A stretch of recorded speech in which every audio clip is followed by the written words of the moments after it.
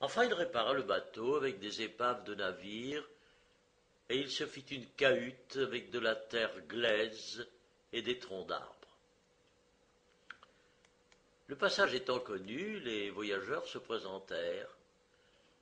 Ils l'appelaient de l'autre bord en agitant des drapeaux. Julien, bien vite, sautait dans sa barque. Elle était très lourde, et on la surchargeait par toutes sortes de bagages et de fardeaux, sans compter les bêtes de somme qui, ruant de peur, augmentaient l'encombrement. Il ne demandait rien pour sa peine. Quelques-uns lui donnaient des restes de victuailles qu'ils tiraient de leur pissac, ou les habits trop usés dont il ne voulait plus. Des brutaux vociféraient des blasphèmes. Julien les reprenait avec douceur, et il ripostait par des injures. Il se contentait de les bénir. Une petite table, un escabeau, un lit de feuilles mortes et 3 coupes d'argile, voilà tout ce qu'était son mobilier. 2 trous dans la muraille servaient de fenêtres. D'un côté s'étendaient à perte de vue des plaines stériles, ayant sur leur surface de pâles étangs çà et là, et le grand fleuve devant lui roulait ses flots verdâtres. Au printemps, la terre humide avait une odeur de pourriture. Puis un vent désordonné soulevait la poussière en tourbillon, elle entrait partout, embourbait l'eau, craquait sous les gencives. Un peu plus tard, c'étaient des nuages de moustiques dont la susurration et les piqûres ne s'arrêtaient ni jour ni nuit. Ensuite survenaient d'atroces gelées qui donnaient aux choses la rigidité de la pierre et inspiraient un besoin fou de manger de la viande. Des mois s'écoulaient sans que Julien vît personne.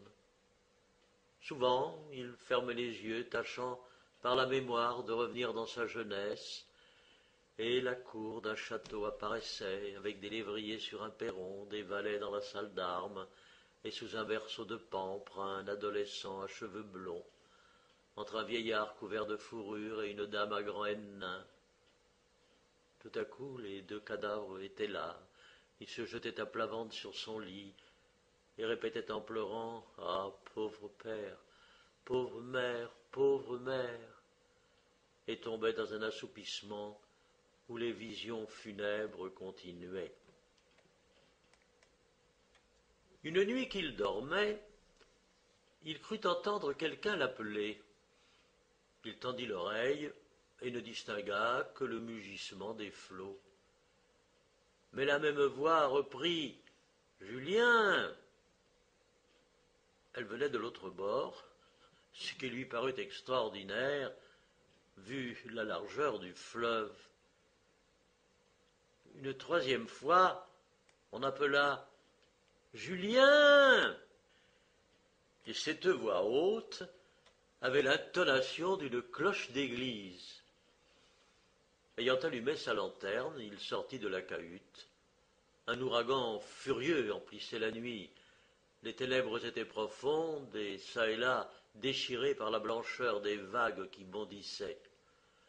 Après une minute d'hésitation, Julien dénoua l'amarre. L'eau tout de suite devint tranquille. La barque glissa dessus et toucha l'autre berge où un homme attendait.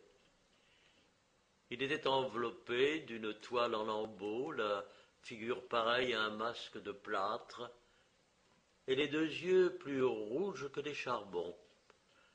En approchant de lui la lanterne, Julien s'aperçut qu'une lèpre hideuse le recouvrait. Cependant, il avait dans son attitude comme une majesté de roi. Dès qu'il entra dans la barque, elle s'enfonça prodigieusement, écrasée par son poids. Une secousse la remonta, et Julien se mit à ramer. À chaque coup d'aviron, le ressac des flots la soulevait par l'avant. L'eau, plus noire que de l'encre, courait avec furie des 2 côtés du bordage. Elle creusait des abîmes, elle faisait des montagnes, et la chaloupe sautait dessus, puis redescendait dans des profondeurs où elle tournoyait, ballotté par le vent. Julien penchait son corps, dépliait les bras, et s'arc-boutant des pieds, se renversait avec une torsion de la taille pour avoir plus de force. La grêle cinglait les mains, la pluie coulait dans son dos, la violence de l'air l'étouffait. Il s'arrêta. Alors le bateau fut emporté à la dérive. Mais comprenant qu'il s'agissait d'une chose considérable, d'un ordre auquel il ne fallait pas désobéir, il reprit ses avirons, et le claquement des tolets coupait la clameur de la tempête. La petite lanterne brûlait devant lui, des oiseaux en voletant la cachaient par intervalles, mais toujours il apercevait les prunelles du lépreux qui se donnait debout à l'arrière, immobile comme une colonne, et cela dura longtemps, très longtemps. Quand ils furent arrivés dans la cahute, Julien ferma la porte, et il le vit siégeant sur l'escabeau. L'espèce de linceul qui le recouvrait était tombé jusqu'à ses hanches, et ses épaules, sa poitrine, ses bras maigres disparaissaient sous des plaques de pustules écailleuses. Des rides énormes labouraient son front. Tel qu'un squelette, il avait un trou à la place du nez, et ses lèvres bleuâtres dégageaient une haleine épaisse comme un brouillard et nauséabonde. « J'ai faim, dit-il. » Julien lui donna ce qu'il possédait, un vieux quartier de lard et des croûtes d'un pain noir. Quand il les eut dévorées, la table, l'écuelle et le manche du couteau portaient les mêmes taches que l'on voyait sur son corps. Ensuite il dit « J'ai soif ». Julien alla chercher sa cruche, et comme il la prenait, il en sortit un arôme qui dilata son cœur et ses narines. C'était du vin. Quelle trouvaille! Mais le lépreux avança le bras et d'un trait vida toute la cruche. Puis il dit « J'ai froid ». Julien, avec sa chandelle, enflamma un paquet de fougères au milieu de la cabane. Le lépreux vint s'y chauffer, et, accroupi sur les talons, il tremblait de tous ses membres, s'affaiblissait, ses yeux ne brillaient plus, ses ulcères coulaient, et d'une voix presque éteinte, il murmura « Ton lit !» Julien l'aida doucement à s'y traîner, et même étendit sur lui, pour le couvrir, la toile de son bateau. Le lépreux gémissait. Les coins de sa bouche découvraient ses dents. Un râle accéléré lui secouait la poitrine, et son ventre, à chacune de ses aspirations, se creusait jusqu'aux vertèbres. Puis il ferma les paupières.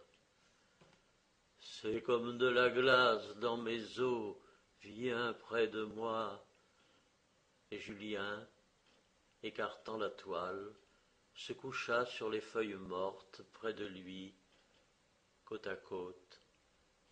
Mais le lépreux tourna la tête. « Déshabille-toi, pour que j'aie la chaleur de ton corps. » Julien ôta ses vêtements, puis, nu comme au jour de sa naissance, se replaça dans le lit, et il sentait contre sa cuisse la peau du lépreux, plus froide qu'un serpent et rude comme une lime.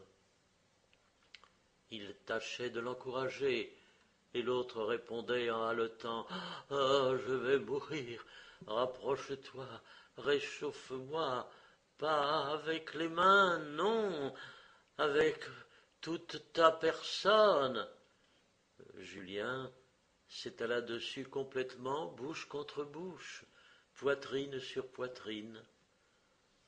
Alors le lépreux l'étreignit, et ses yeux tout à coup prirent une clarté d'étoile, ses cheveux s'allongèrent comme les raies du soleil, le souffle de ses narines avait la douceur des roses, un nuage d'encens s'éleva du foyer, les flots chantaient. Cependant une abondance de délices, une joie surhumaine descendait comme une inondation dans l'âme de Julien pâmé. et celui dont les bras le serraient toujours grandissait, grandissait, touchant de sa tête et de ses pieds les deux murs de la cabane. Le toit s'envola, le firmament se déployait, et Julien monta vers les espaces bleus, face à face avec notre Seigneur Jésus, qui l'emportait dans le ciel.